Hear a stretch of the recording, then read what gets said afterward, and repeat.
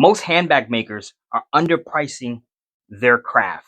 They're underpricing their work. And it's not because they're bad at math, it's because they just don't know. They just don't understand the complete cost. Hey guys, welcome back to PQF Academy, and this is Sewing for a Profit. Last week's video, we learned about your cost floor, right? We learned about the number, but I didn't teach you how to get that number. And in today's video, that's what we're going to be doing. We're going to learn how to get that number. We're going to learn how to basically break even at the end of the day.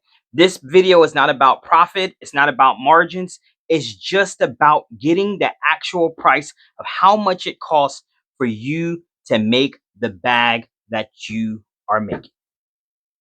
So without further ado, let's go ahead and switch. We're going to switch screens and we're going to do an overhead view because we're going to write this down and I need you guys to follow along, okay?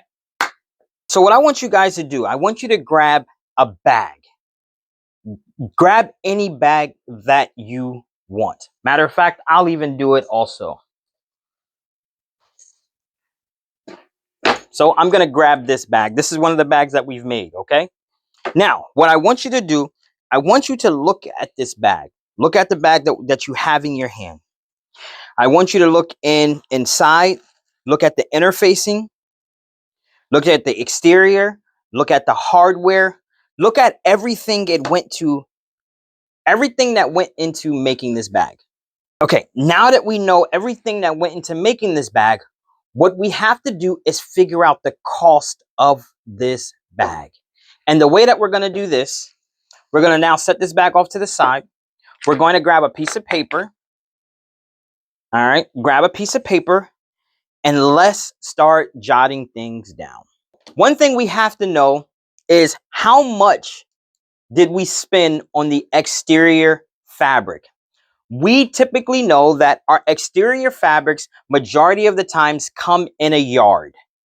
Okay, it may come by a yard and 36 by the width, so a yard by a yard when it comes down to the width, or it may come down to a yard 36. So we all know 36 inches is a yard, so it may come 36 by 36 or 36 by 48, 36 by 54, etc., etc. The thing that we are looking for and we have to remember is the cost per yard. No matter what the width is, the yardage is going to stay the same when it comes down to the cost. We know the cost of the yard, right? So let's say it is say it's $12 a yard. Whoops. $12 for 1 yard. That's what the cost is. $12 a yard. And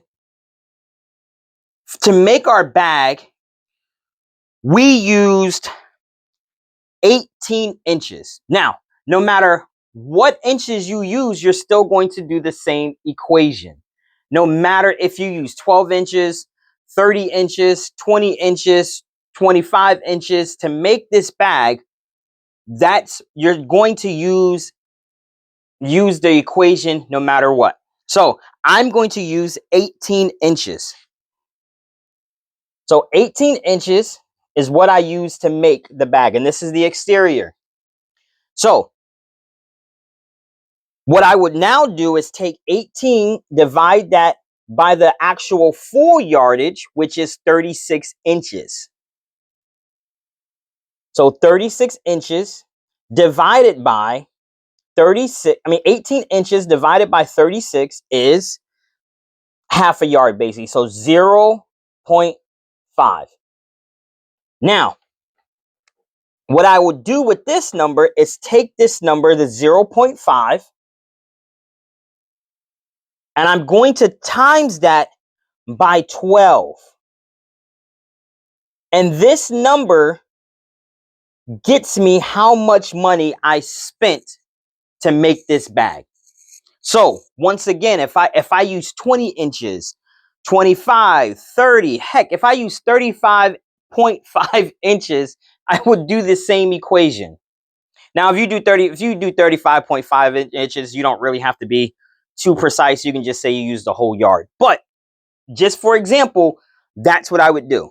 Okay. So now let's say the lining also.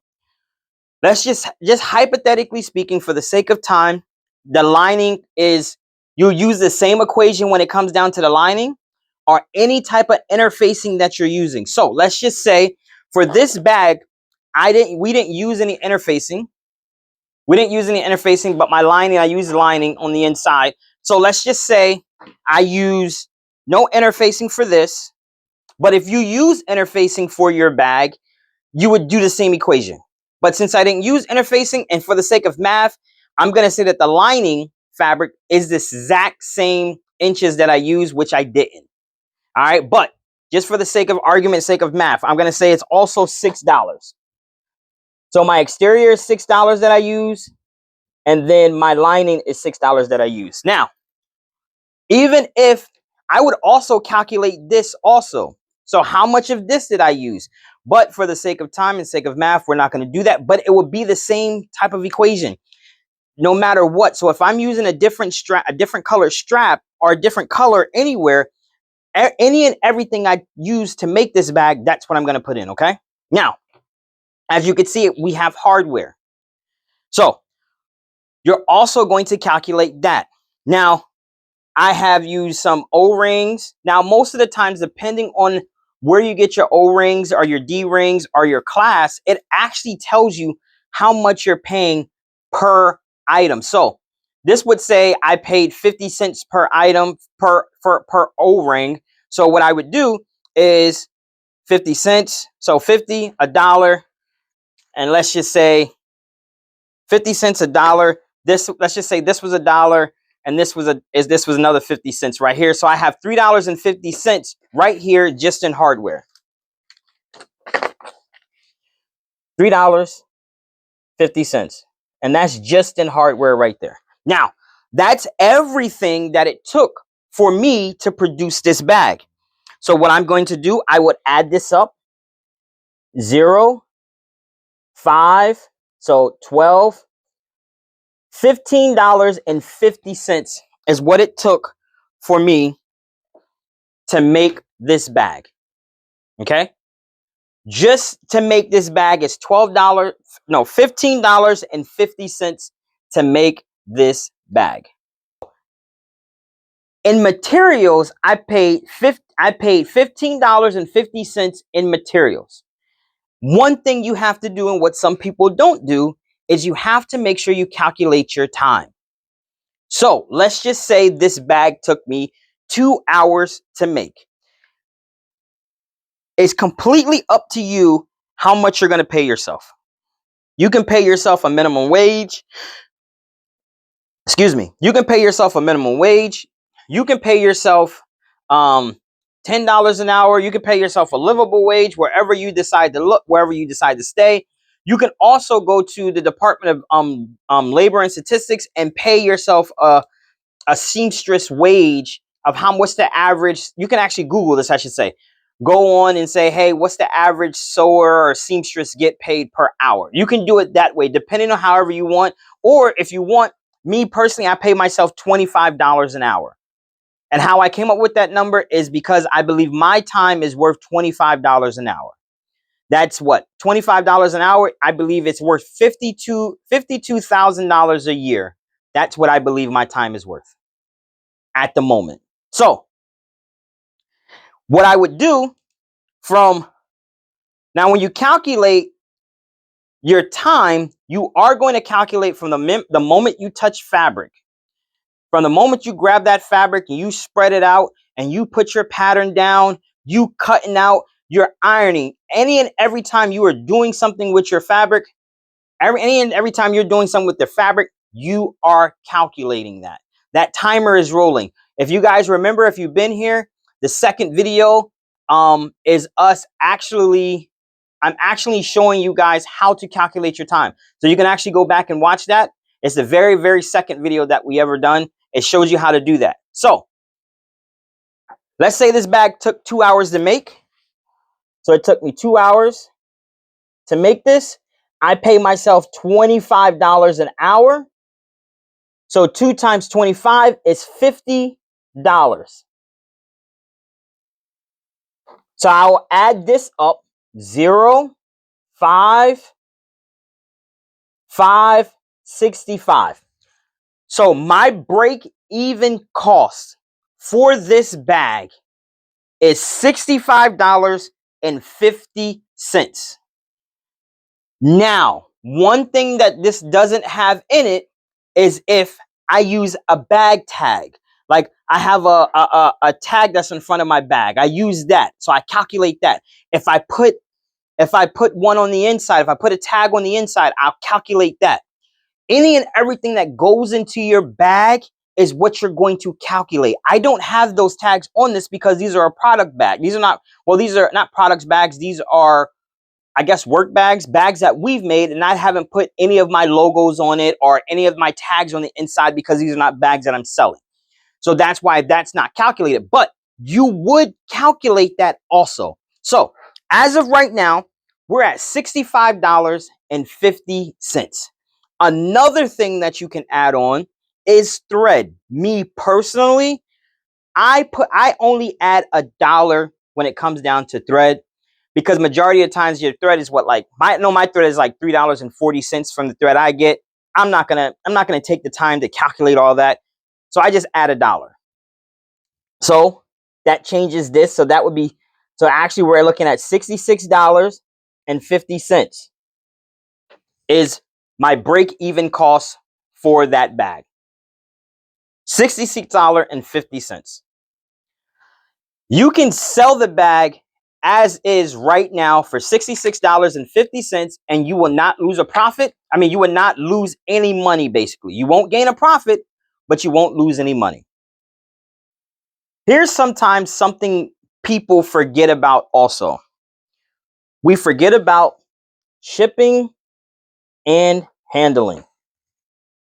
Your shipping and handling comes with, it's your duster your duster bags, your tissue paper, your boxes, everything that you use. I put a card inside of mine. So everything that I use to actually do my presentation, that's part of my handling. Now, one thing that I typically do when it comes to shipping, I do free shipping, and I eat that cost sometimes for my profit. Now, say if, what I mean by that, say if I have to ship from Pennsylvania to California, it typically costs like $15 to do so with the type of box that I use. So what I would do, I add on $5 just for the shipping. So technically, I'm going to be paying $10 for shipping out of my profit.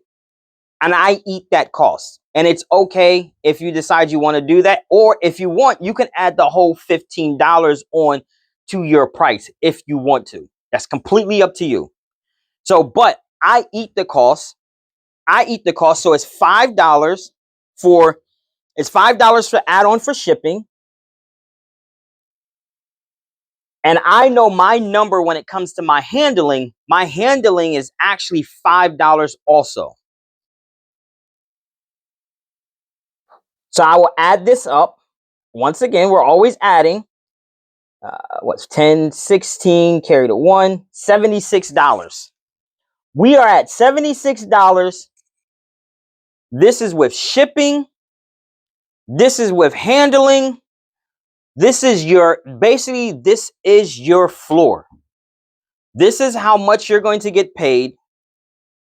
Well, I wouldn't even say get paid. This is how much it'll be. So, hey, at the end of the day, I'm not losing any money. This is what this is for. This number is that we are not losing money at the end of the day. We're not making a profit, but at the end of the day, I know that I'm not losing money. So, as you see, that's how we get our floor. From part 4, remember? From part 4, this is how we get our floor. All right? We have to add up every single thing that it took to make the bag that we've chosen. You would do this with all of your other bags also. But you know what's good about it? So say, for instance, if I decide to make more bags like this, where, say, for instance, if I have a different fabric, right? and the different fabric, let's say it's not $12. The fabric is like, this is canvas. Canvas sometimes costs more. So let's just say this is $15. My cotton fabric is $12. My vinyl fabric is, I don't know, $20 per yard. At the end of the day, I have a basis. So no matter what I decide to use, I know how to calculate it. And that's what I'm going to do. So anytime I make a bag that's out of canvas, that is the same price. Or anytime I make the bag out of cotton, that is the same price. And I'm using the same steps and the same method. It's always, I'm always going to have a cost. So when somebody goes, hey, how much does this bag cost? I already know what the cost is. I know what the cost is. Now, once again, this cost isn't about, this isn't profit. This isn't margins or anything of this nature, of anything of that nature. This is how much it is, $76.50 in order for me basically not to go broke. In order for me basically not to lose money. Now, of course, when I lose money, let's just say I happen to mess up on a bag, and I have to redo the whole bag over. Yeah, I'm gonna lose money. Am I gonna lose money when I'm seam ripping? Because that's one thing I do. If I have to do a seam rip, I stop my timer because that's on me. It's not on the customer. I'm seam ripping. And then once I sew that part back up and I resume, and once I sew that part back up and I resume, then I press the button, I press the timer again. Other than that, it's all on me. I eat the cost when it comes down to that. But hey, if you like today's video, please like, subscribe, and share. And as always, thank you for tuning in to PQF Academy.